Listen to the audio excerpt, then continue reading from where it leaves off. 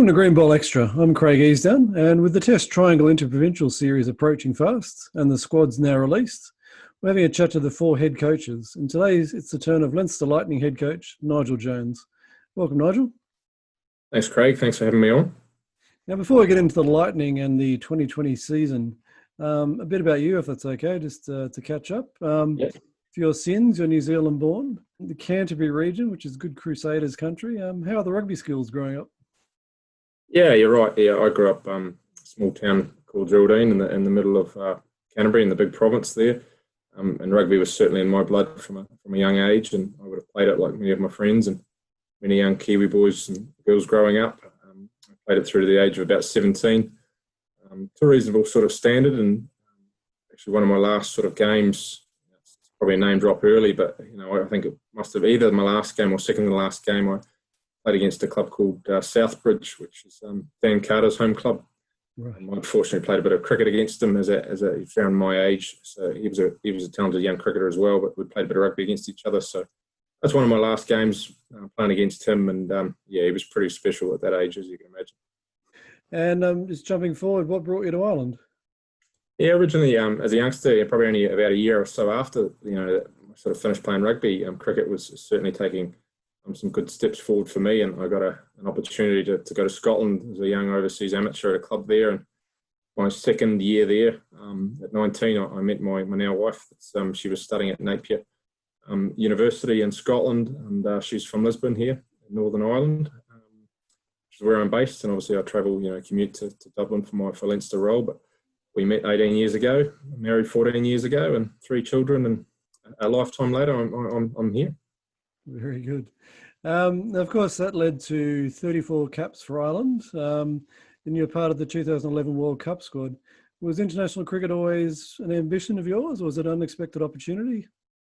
Yeah, I guess it was in many ways. I was very keen on my cricket, and came through a pathway system in New Zealand, playing minor county underage, and I was fortunate to then play some senior level minor county, and then went on to represent Canterbury age group county, and through from 17s through to second 11 county, and got to train with the top side in white ball cricket, and it was around about that time I had the decision. I guess I had a year or two with my with Ros and my wife at that time, and the decision had to be made whether I was going to continue with New Zealand pathway and dream of cricket and lifestyle, or whether I was going to come across to Northern Ireland, settle. And I made a decision to come across. But cricket certainly wasn't on my radar in terms of maybe looking to play for Ireland.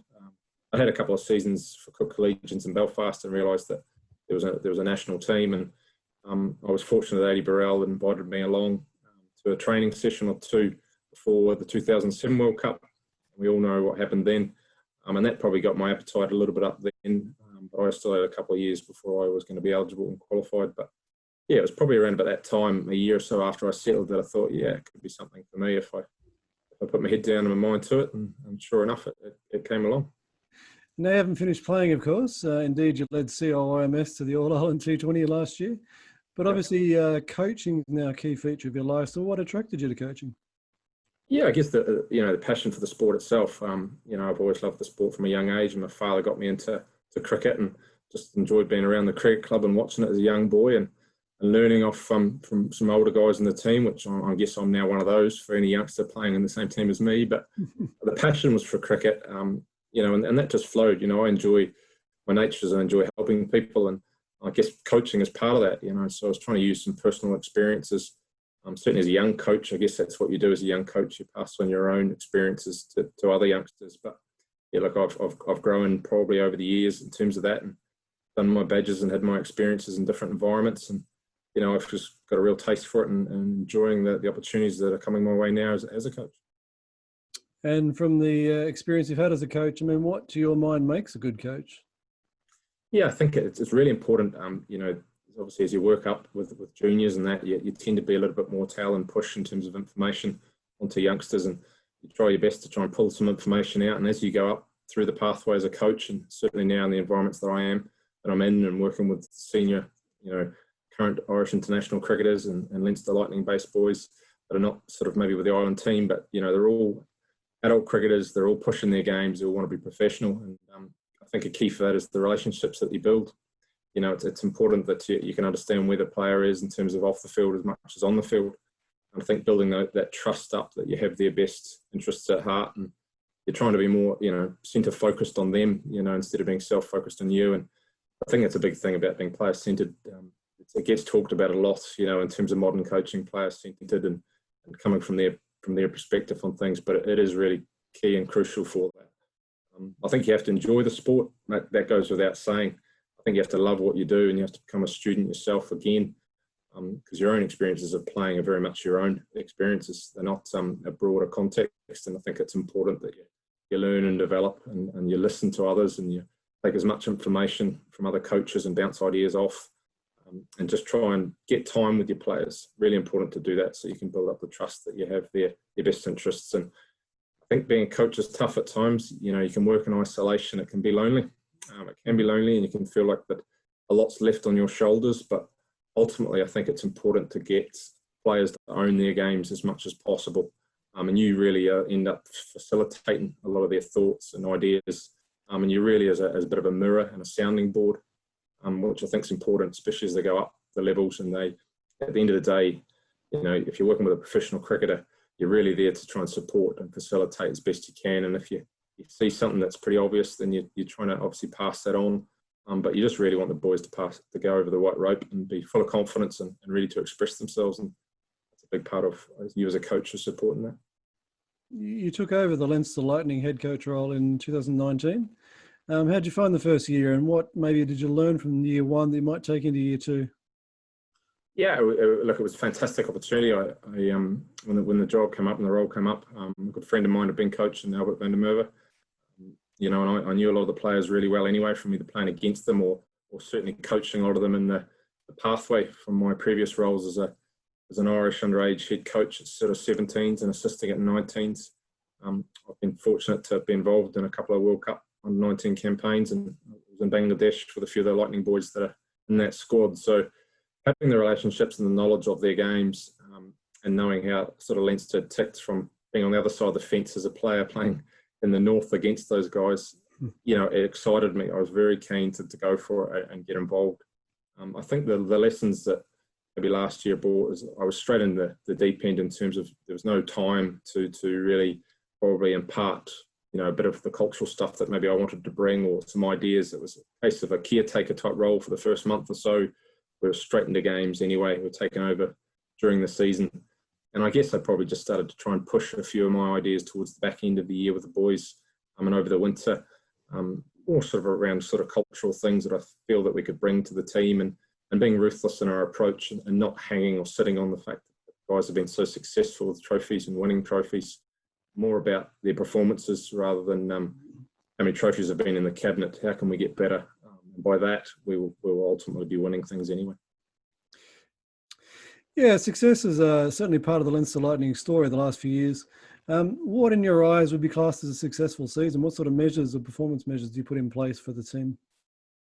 Yeah, good question. I mean, obviously, I have to know who I report to and who my paymaster is, and obviously, at the end of the day, trophies mean a lot to a lot of people, and if they're sitting in your cabinet, that's where you want them. So I guess ultimately we'll be looking to try and pick up 2 trophies that are on offer.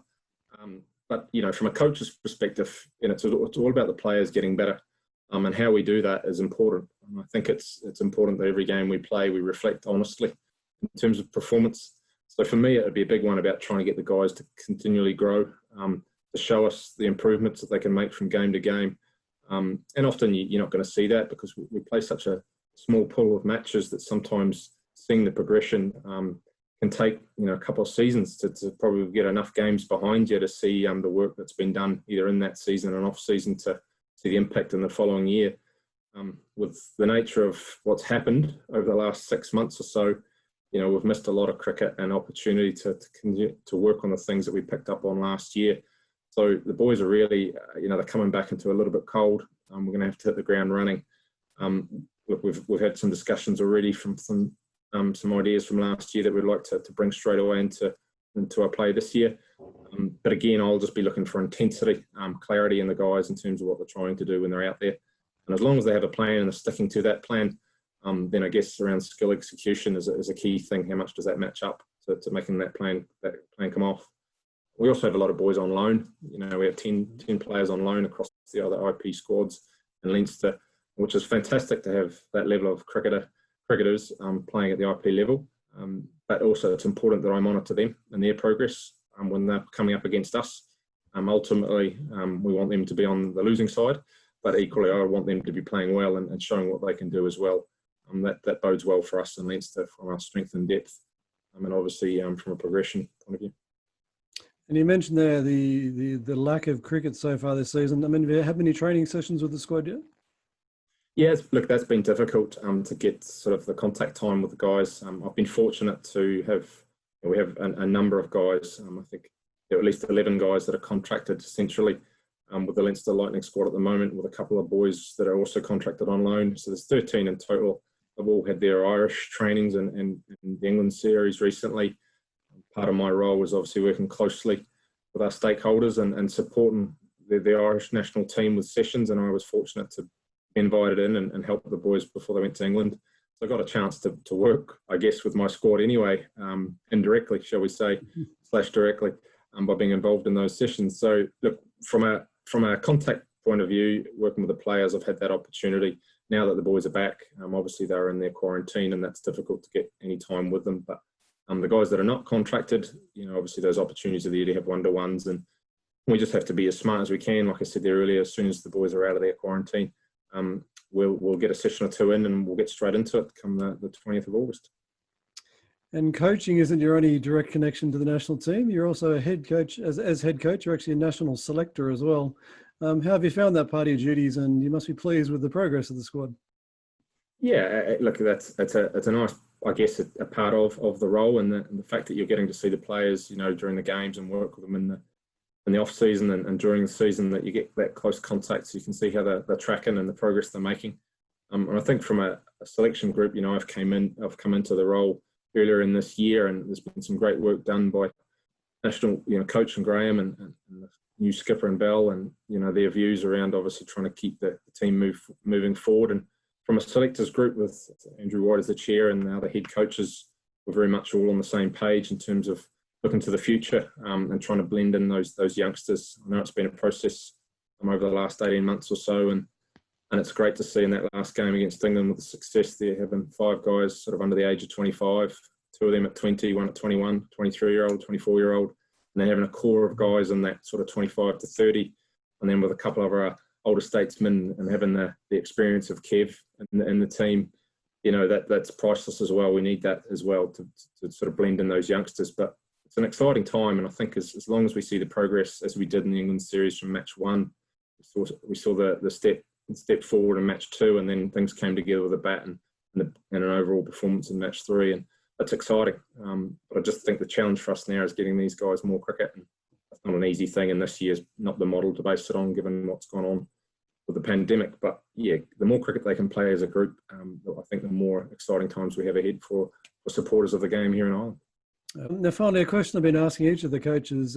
If you could have a former Irish cricketer from another generation playing in their prime in the current Leinster Lightning side, who would it be and why? It's a good question. Yeah, I've been giving that a little bit of thought. Not an easy question because there's been some fantastic Irish cricketers over the years, and guys I would know and others that I've only read about. I've never got to see play, and I wouldn't want to do anyone a disservice. But there's a bloke that springs to mind, and I think might be a slight soft spot, but he is a fellow Kiwi. There's only been 3 Kiwis play in recent times for the Irish team, and his name's Regan West. He was a left-arm spinner. Made his debut, I think, 2008.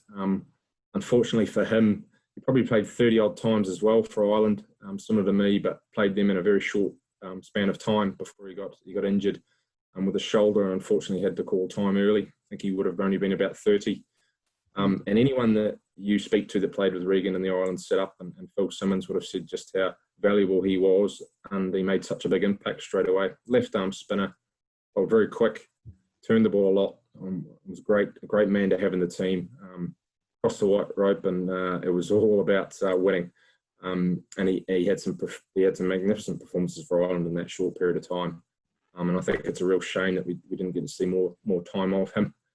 I think he would bowl very well with someone like George Dock at the other end, two left-arm spinners, both different spinners.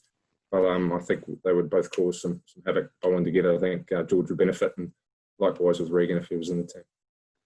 Great outcome from that question is you learn so much and so many insights about players that aren't readily top of mind for a lot of people. So it's great.